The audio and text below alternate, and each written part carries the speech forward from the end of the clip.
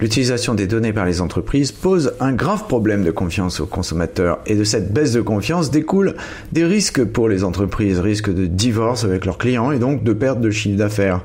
Nous avons profité de la sortie d'une étude qui nous a été confiée par Adobe pour interviewer Claudia Senik, professeure à Sorbonne Université et Paris School of Economics et directrice de l'Observatoire du bien-être, le CEPREMAP. Ensemble, nous avons évoqué ce sujet de la confiance dans l'utilisation des données des consommateurs par les marques. Une interview riche qui montrera que la situation est complexe et qu'elle ne peut être réduite à une caricature manichéenne où les gentils sont les consommateurs et les méchants les GAFAM. Des interviews, des chiffres, des faits, des études. Pas de blabla, ce sont les podcasts de Visionary Marketing disponibles sur toutes les bonnes chaînes de balado-diffusion.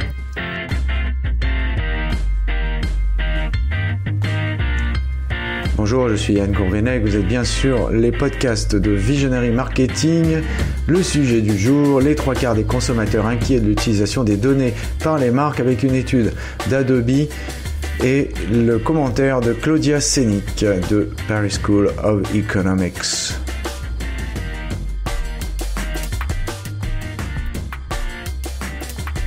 Quand on évoque la confiance des consommateurs dans la donnée, notamment dans notre beau pays, la discussion s'envole tout de suite sur les GAFAM, un acronyme somme toute assez peu utilisé outre-Atlantique où on lui préfère l'expression Tech Giants.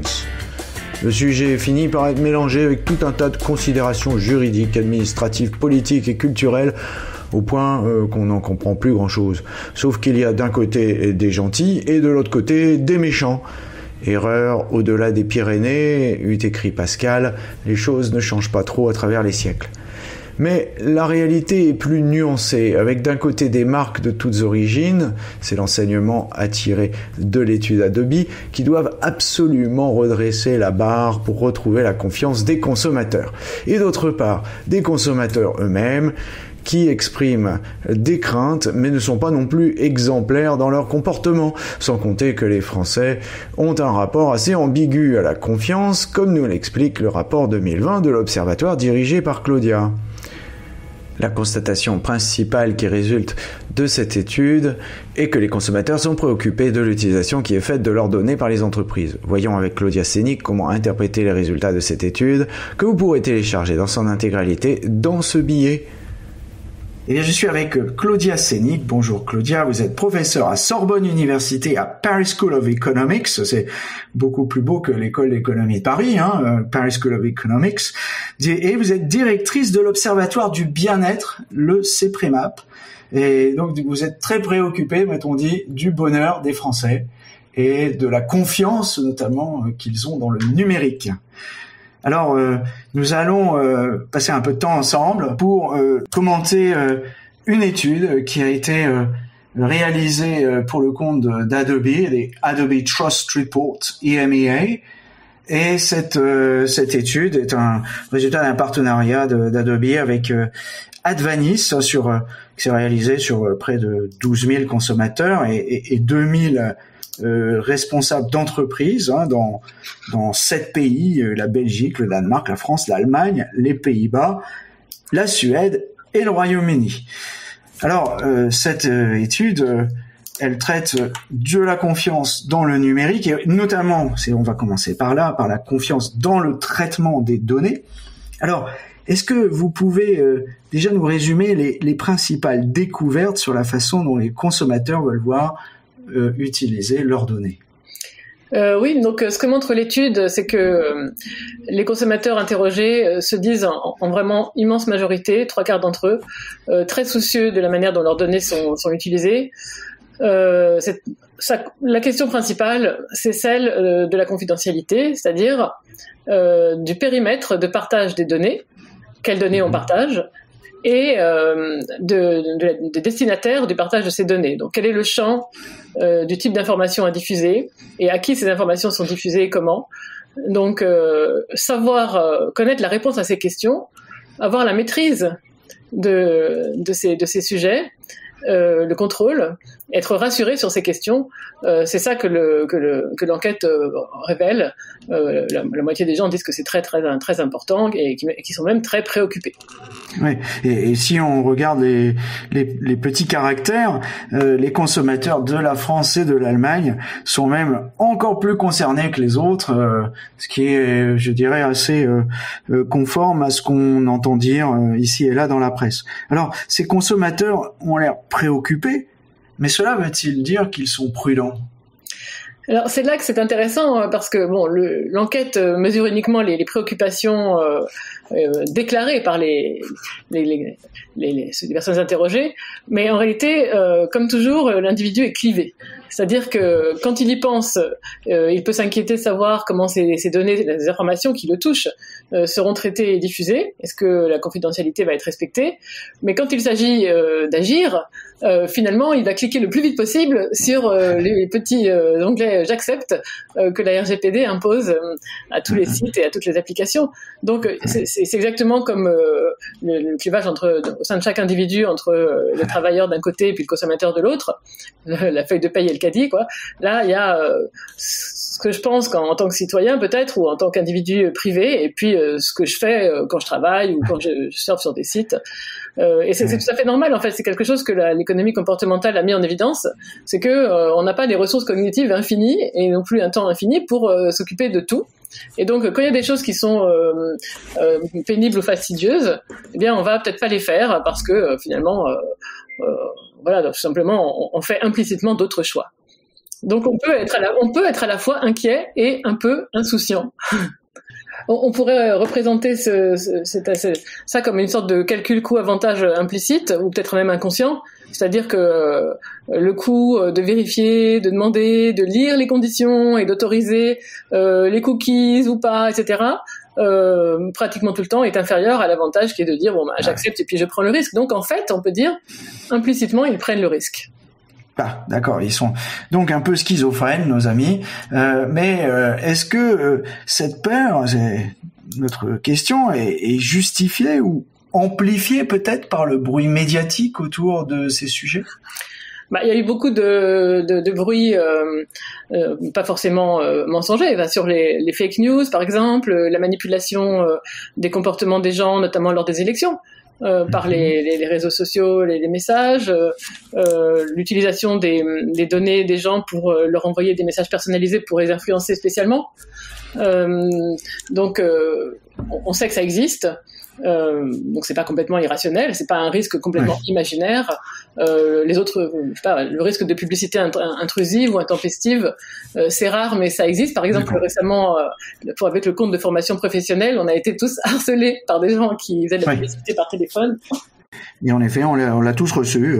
Par contre, on peut garantir que ça vient pas de chez Google, ça c'est sûr. Alors, ces craintes des Français vis-à-vis des usages faits de leurs données, sont-elles tournées vers justement toutes les entreprises ou seulement quelques-unes, comme les géants américains qui semblent cristalliser les foudres de tous nos amis français?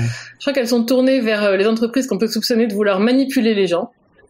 Donc les manipuler pour orienter leur consommation d'une part en fonction de leur profil ou pour orienter leur comportement politique plutôt. Ensuite, donc c'est plutôt des grandes entreprises qui seraient issues de pays qui auraient des visées hostiles vis-à-vis de pays démocratiques ou de régimes démocratiques par exemple. Ensuite,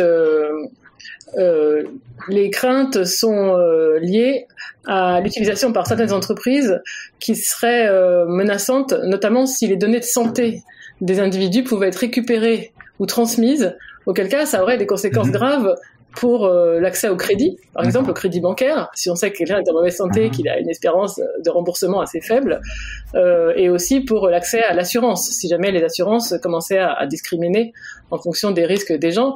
Donc il y a des données qui sont particulièrement sensibles ou particulièrement critiques, et donc les consommateurs sont soucieux que ces données-là ne soient pas transmises justement à certains secteurs qui pourraient les utiliser à mauvais escient et en leur portant tort. Alors je suis pas un échantillon statistique représentatif, bien entendu, mais il me semble, en entendant parler de ces sujets, et j'en entends parler beaucoup autour de moi, vous parlez de pays pas très démocratiques. Alors, je sais pas, on va en citer un, mais il y en a beaucoup, oui. Malheureusement, sur les 220, il en reste plus beaucoup qui le soient encore aujourd'hui, mais on va prendre, je sais pas, la Chine, par exemple. Je sais pas si on entend les Français râler spécialement, mais il y a quand même cette idée qu'il faut faire attention à la confidentialité, et c'est pour ça qu'à un moment donné, il y avait le refus de commercialiser certains téléphones fabriqués en Chine, Huawei, à cause de mécanismes d'espionnage, entre guillemets, qui auraient été incorporés, par exemple. Donc cette méfiance existe quand même. Donc ça, je comprends, c'est une crainte. Mais est-ce rationnel ou est-ce objectif ou est-ce que c'est irrationnel? Est-ce que Huawei a vendu des données? Est-ce que Huawei a donné des informations à Xi Jinping? Je sais pas. Disons que techniquement et politiquement, dans des pays où les gouvernements ont les moyens d'obtenir des informations, c'est pas absurde de craindre que ça puisse se passer. Et l'intervention de la Russie lors de l'avant-dernière élection présidentielle a montré que c'était quand même le cas. En fait, on cible ce qu'on appelle un peu le marais, c'est-à-dire des gens qui sont un peu indécis, et on leur envoie les informations idoines pour orienter leur comportement. Bon, ok, donc ce que je comprends, c'est que finalement, cette confiance, ou plutôt ce manque de confiance, cette crainte, elle se réalise par rapport à une potentialité de problème plus que quelque chose d'avéré. Il y a aussi mais ça aussi, c'est que c'est un risque que les gens prennent de fait, c'est ça qui est drôle. Et le fait qu'avec cette transparence des données, et on va en parler peut-être plus tard, mais le big data, donc le fait qu'il faut accumuler des grandes quantités de données relatives à un grand nombre de personnes, et donc en fait toutes les informations désormais sont mises comme ça dans le pot commun.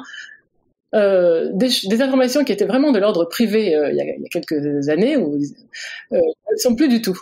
Et donc on passe, il y a une espèce de passage en fait de certaines notions de l'intimité à une notion de la transparence et de l'exposition, et donc tout le monde ne franchit pas ce pas avec la même aisance.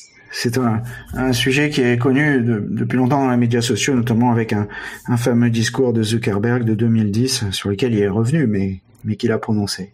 Alors, on a vu comment les consommateurs réagissaient. Maintenant, comment les entreprises répondent-elles à ces défis? Et notamment, sont-elles à la hauteur des attentes des consommateurs? Pour répondre à ces défis, en fait, un des thèmes le thème de l'enquête, tel qu'il était formulé, je crois, c'était l'entreprise responsable. Et je trouve ce mot assez bien vu parce que responsable, c'est l'idée qu'on doit répondre de ses actes devant quelqu'un. Et pour en répondre, il faut d'abord s'être engagé en amont à un certain type de comportement. Donc, si les entreprises peuvent le faire en déclarant en amont quelles données elles vont collecter, qu'est-ce qu'elles vont en faire, comment elles vont les gérer, en interne et en externe, c'est-à-dire au sein de l'entreprise, comment ça va circuler, vis-à-vis de l'extérieur, comment elles vont le diffuser, et puis quel type de données vont être diffusées ou pas, et puis donc s'engager en amont, et puis après, évidemment, mettre en œuvre les moyens pour que le consommateur éventuellement puisse vérifier que ces engagements ont été respectés. C'est donc que l'entreprise puisse répondre aux besoins de vérification du consommateur. C'est ça, être responsable en fait. Oui. Alors évidemment, c'est très compliqué parce que pour qu'un consommateur puisse le vérifier, il faut quand même qu'il soit assez chevronné. Donc pour ça, il faudrait qu'on puisse voir, je sais pas, sur un seul fichier, comme ça, en une seule vue, sur un seul écran, l'ensemble de mes données, à quoi j'ai dit oui, à quoi j'ai dit non. J'ai dit oui pour que ces données-là, elles soient vues par un tel, j'ai dit non pour d'autres tels. Si on pouvait avoir une sorte d'image comme ça, une seule image de tout ce à quoi j'ai consenti ou pas consenti, là, ça serait très facile de le vérifier. Parce que, encore une fois, on peut pas non plus attendre du consommateur qui passe son temps à vérifier ce genre d'engagement. Mais par contre, avec cette étude, c'est ce qui a été fait ici, c'est ce qu'on peut faire, c'est aller demander aux responsables des entreprises, savoir s'ils ont fait le boulot et s'ils sont conscients. Et si je comprends bien, seulement 43% des répondants, les fameux 2000 responsables des senior business leaders, donc des responsables plutôt de haut niveau, 43% qui disent avoir mis en place une gouvernance, des processus stricts autour de la donnée privée, et dire que c'est une priorité pour leur entreprise. Et là, on retrouve quelque chose que je disais tout à l'heure, c'est qu'en France, c'est 39% et même pas 43%, donc c'est-à-dire on est encore pire que le reste du monde, quoi. Mais c'est très mauvais quand même, déjà 43%. Oui, alors c'est ça. Là, c'est la réponse à la question de savoir si c'est une priorité absolue pour elles Donc peut-être que pour l'instant c'est pas une priorité absolue parce que tout simplement peut-être les processus sont pas encore en place pour le faire. On peut imaginer que déjà quand on déclare que c'est une priorité, on va dire par exemple la transition écologique, par exemple, entre la parole et l'acte, des fois il y a un petit gap. Alors là, si on est à 43% de gens qui déclarent que c'est important, il doit y avoir encore beaucoup moins qui ont fait ce qu'il fallait vraiment faire, quoi. Alors ce qu'il y a, c'est que de toute façon, la réglementation relativement récente les contraint déjà pas mal. C'est-à-dire qu'il n'y a plus, comme autrefois, l'idée que j'ai un fichier, je le vends. Maintenant, c'est de manière vraiment très majoritaire, je crois, les entreprises ont leurs données clients et ça se passe entre l'entreprise et ses clients. Il n'y a plus tellement de partage, normalement. Normalement, la réglementation, désormais, contraint quand même beaucoup ça, et puis contraint aussi le fait de mettre des cookies sur des sites tiers. Et donc, il y a de plus en plus cette idée que, à part justement Google et Facebook, etc., qui sont complètement ouverts et qui ont vraiment tout le monde, ça devient plus cloisonné. Mais ça, c'est la réglementation, c'est la CNIL et la RGPD qui l'imposent, enfin en France et en Europe. On est en train de se mettre en ordre de bataille pour un peu réglementer les choses. Au début, tout ça s'est développé de manière non anticipée avec toute cette profusion de données et en fin de compte, c'est une nouveauté technologique. Donc, on prend conscience des problèmes.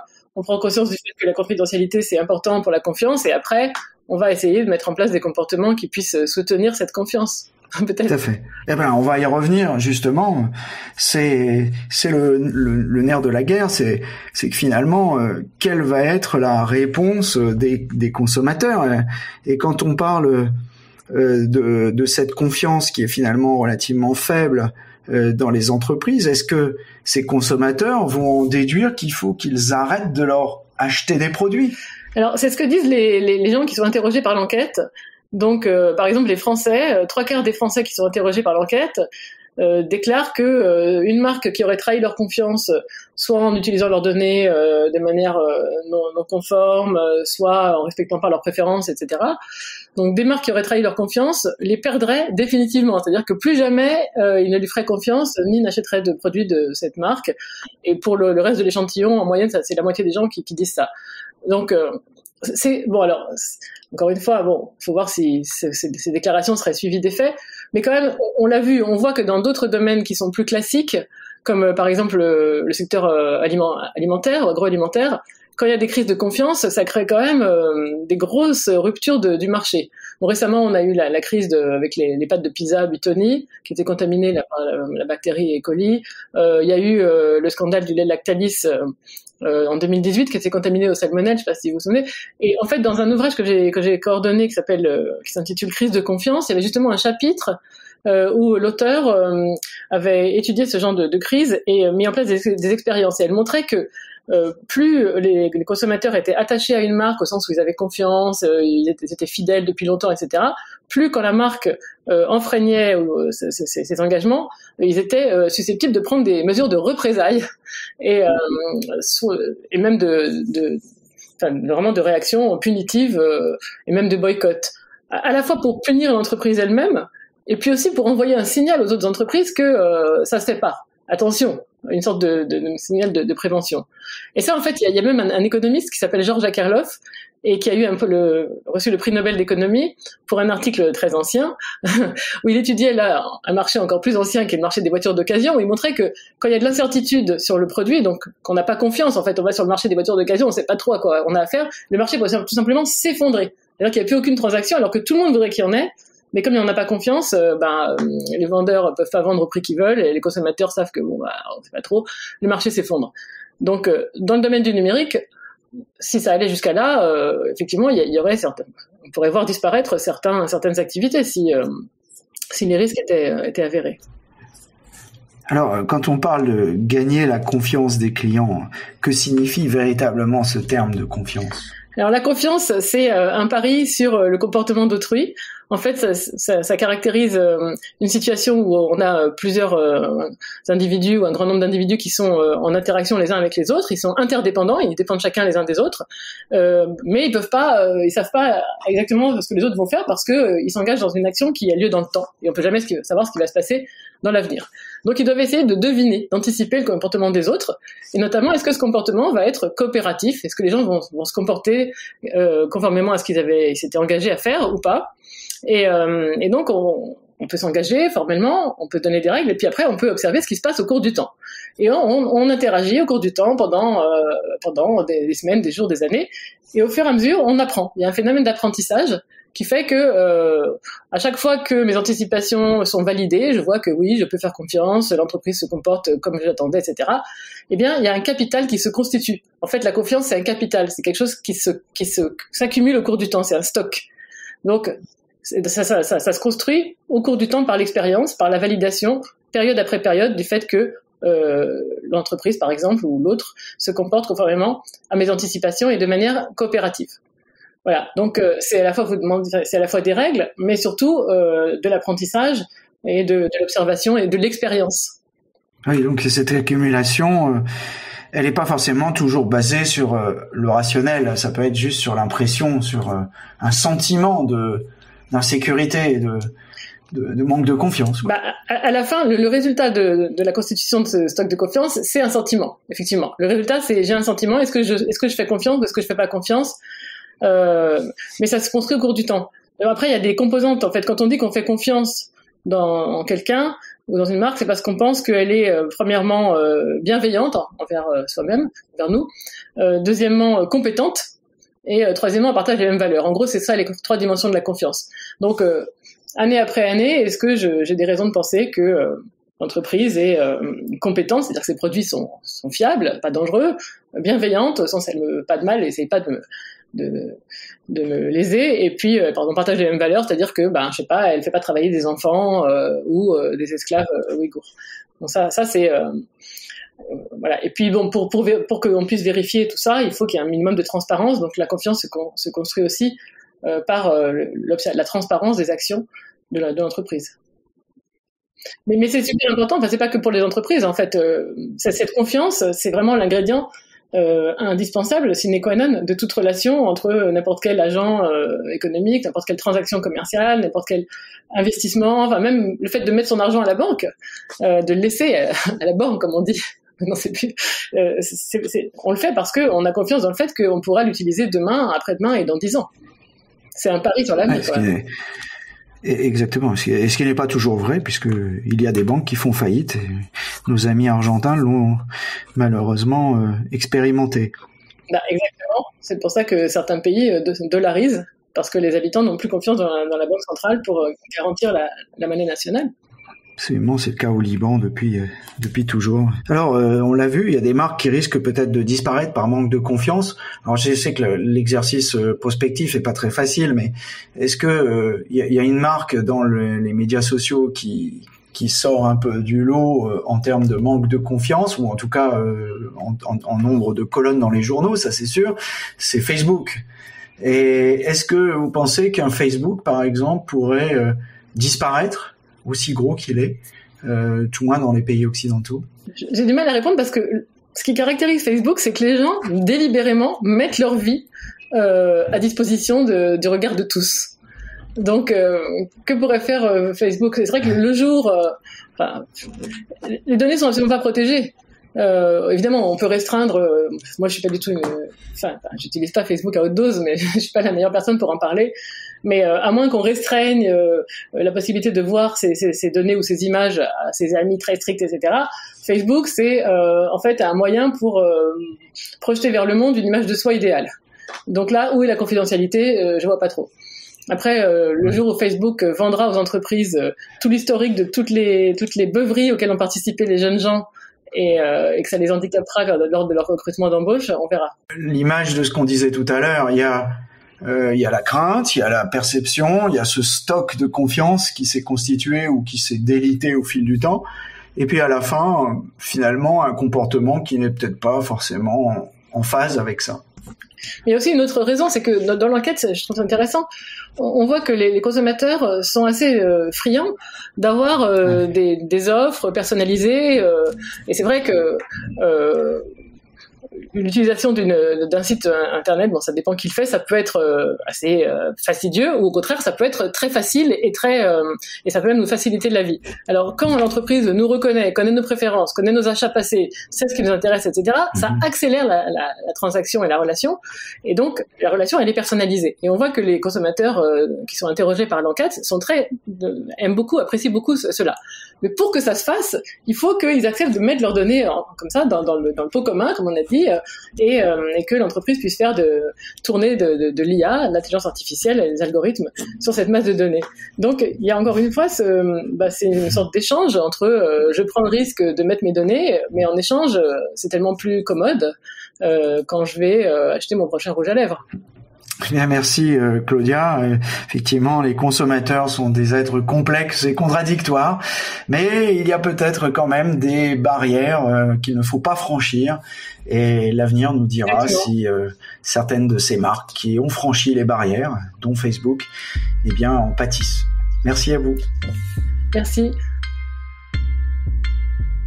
Surtout, n'oubliez pas de mettre une bonne note à ce podcast si vous l'avez apprécié.